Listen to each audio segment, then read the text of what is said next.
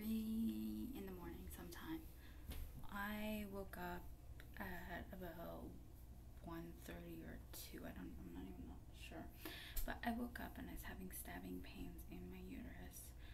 So I figured that it's probably my Mirena, because this has happened a few times and it never happened before I got it or before I was pregnant. So I decided to remove it myself. There it is. What I think is the little bastard that's been causing me all this freaking pain. You know, I'm a mom, I go to school, and I'm also looking for a part-time job. So if you know of any, please recommend me. But I cannot have this happen all the time. I didn't even, like, if there was any weight gain, I didn't notice because I don't really care about my weight, but just the pain I was going through. I had daily, it's gone now, so I don't even know if I'll have it anymore, but back pain in my lower back, like stabbing pains. And I never had stabbing pains before. Like when I'd get my period, it would be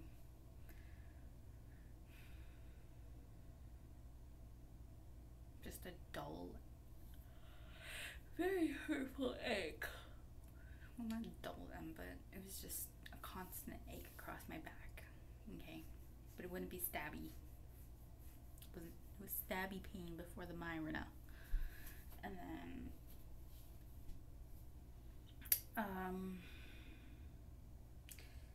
sometimes I would get stuck in a position. Oh, my hair looks really short. I would get stuck in a position when I was, say, going to lie down. I would go to lie down, and then maybe about halfway towards the bed, and in between getting to the bed, I would get stuck in that position because if I move forward, it hurts. If I move back, it hurts. And it was all in that same area. So I'm really hoping that this thing here that was in my body for a year and a half was the culprit. And I hope my body goes back to normal from what I know it was for. I hope my body goes back to what it was, how I recognize it, because I don't know my body anymore, really, and it sucks, because our bodies are the only thing that we really have. But anyways, I went onto this website, and it was one of the first ones that came up when I Googled it, so no, I wasn't a troll, which is what they were calling some of the women, because they decided to post their experiences with self-removal.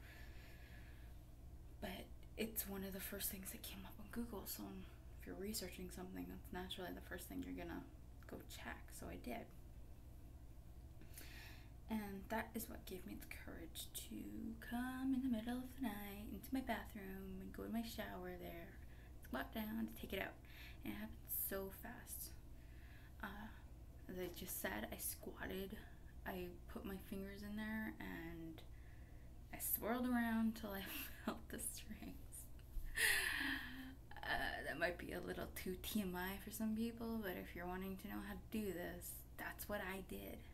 And then I read that some people had trouble with gripping it because it was so slippery. So I just pinched it. I pinched it with my nail, and actually, you probably won't be able to see it in the video, but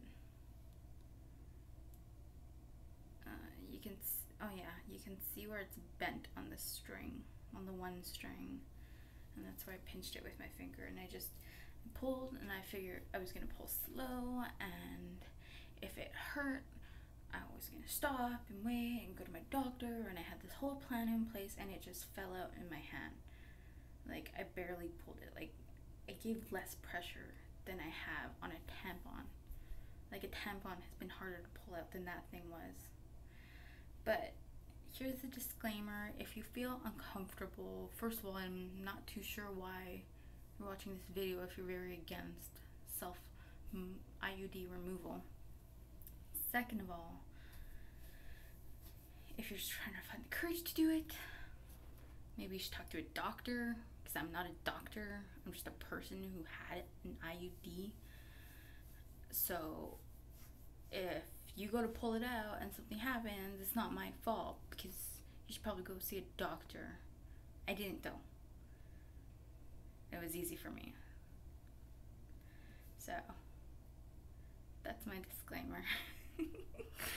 I'm so tired. It's like 3 in the morning and I have to get up in a few hours. So go to a doctor or try it yourself at home. No one's gonna stop you, hopefully, and then hopefully all your problems will be solved. Okay, I'm going to bed. Bye.